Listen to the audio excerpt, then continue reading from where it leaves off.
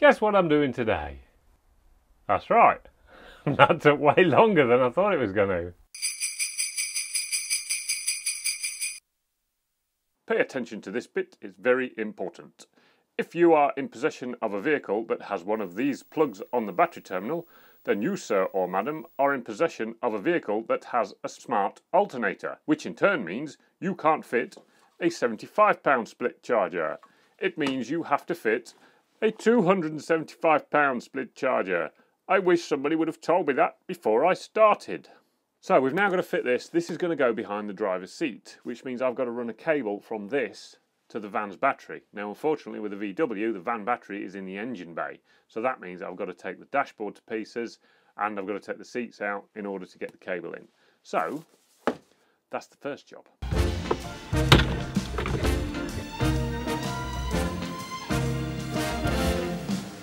On the first day of Christmas, my true love gave to me a partridge in a pear tree. On the second day of Christmas, my true love gave to me 2 turtles. All of that just so I can run a cable from the battery. I don't know why Volkswagen can't put the batteries underneath the driver's seat like every other van manufacturer. But there you go.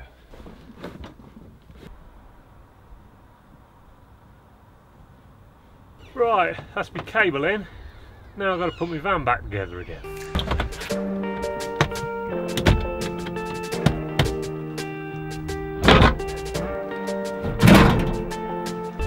Time to get this fitted.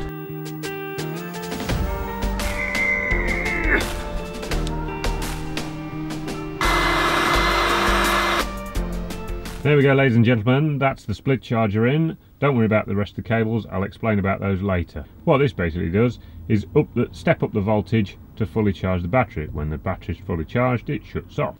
Whereas these are like a sledgehammer to crack a nut. It'll just keep ramming voltage into it regardless. And it won't step up the voltage from your smart alternator. That's why if you've got one of these, it'll work, but it'll never fully charge your leisure battery. Right.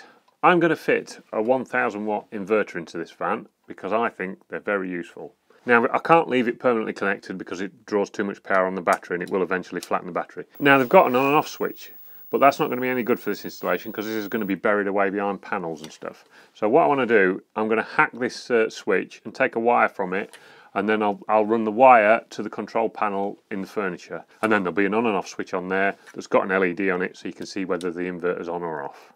So let's open this bad boy up.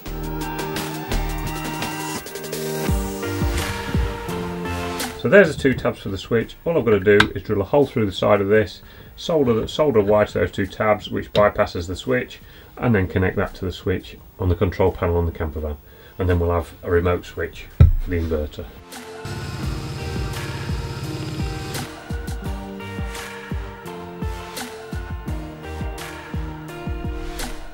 Seems that didn't work. I've had to desolder it just to see what's going on. Not figured it out yet. Right, seems we've got a faulty switch. I've just tried it again with my wire desoldered and it remains on. So I think what I'm going to do is get rid of the switch altogether. You know what? I'm not so sure it is the dodgy switch. I think that's a lump of solder there on the original soldering is making it so my switch doesn't turn off.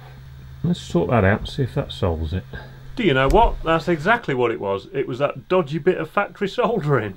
Power off, power on, power off, power on, power off, power on, power off, on, off, on, off, on, off. That's a bit more like it, isn't it? Another rainy day. But on the plus side, I've got my little console in. It's going to have the light switches and a couple of sockets and a USB port in there, because I think it's quite useful to have them accessible when you're outside, because after all, that's what it's all about.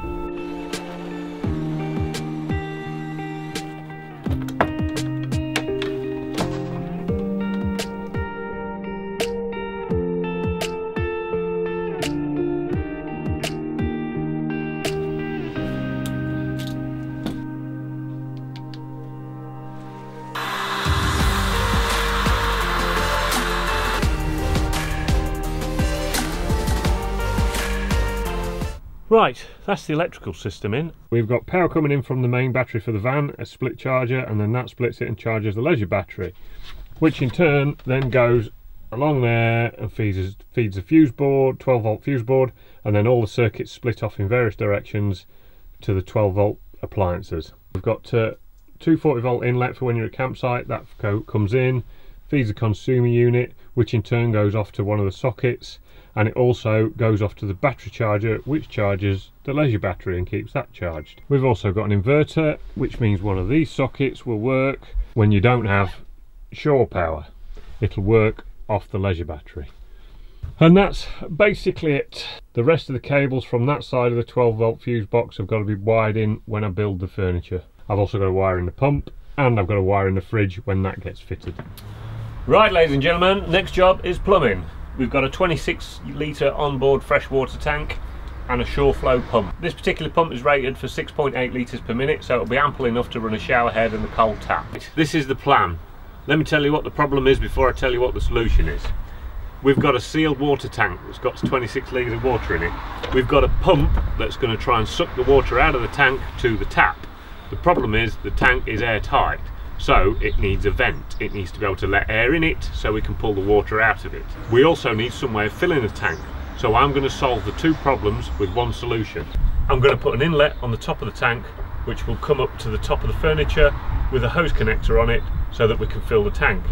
That hose connector will also be an open vent, so when the water comes out, the air can come in. Quite a neat solution, I think. Quite useful to have a camper around.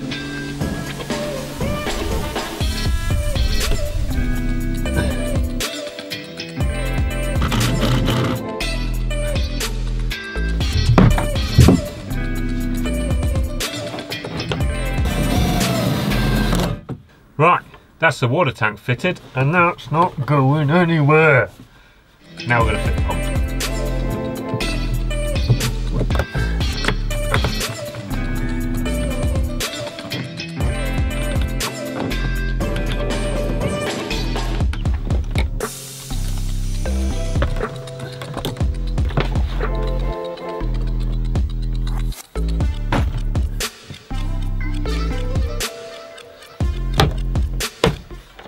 There you go, Furs, that's for you, mate. I know how much you love a bit of plastic pipe in your plumbing installations. Well, that's as far as I can go with the plumbing system for now. I can't do any more until I start building some furniture. Some of you may have noticed that I've got an open-ended T there where all the water's going to gush out. Well, I've got something special planned for that, but I can't show you that until I get some of the furniture in. Now, that open-ended T was to attach this, and what this is for is measuring the water level in the tank. You can get those electric ones, but they're not very accurate. I'd prefer to see exactly what's in there. So this is going to connect onto that. We're going to make some sort of holder for this hose so that as the water level rises and falls, we can see it on this clear hose. Now, the thing to bear in mind when you're doing this is make sure it's got to have an open end so that the water can go up and down, but obviously that needs to be much higher than the water tank, otherwise it'll overflow. So we're going to come out of there, put it in some sort of holder there, drill it through back into the wardrobe, and then put the open end higher than the water tank inside there, and then we'll box it in there.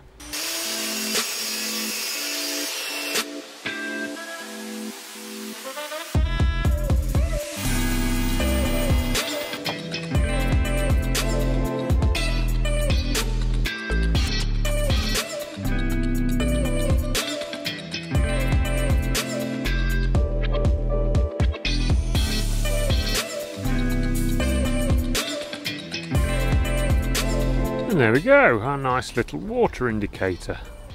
Tells us exactly how much water's in the tank. So, there we go, that's got all the first fix electrics in. As you can see from that last clip, I'm already halfway through the furniture, and that video is going to be coming out next week, and you don't want to miss out on that, because I messed it right up. I don't want to talk about it. Click subscribe, and you won't miss out me telling you about it next week. So, thanks for watching, see you next time. Bye.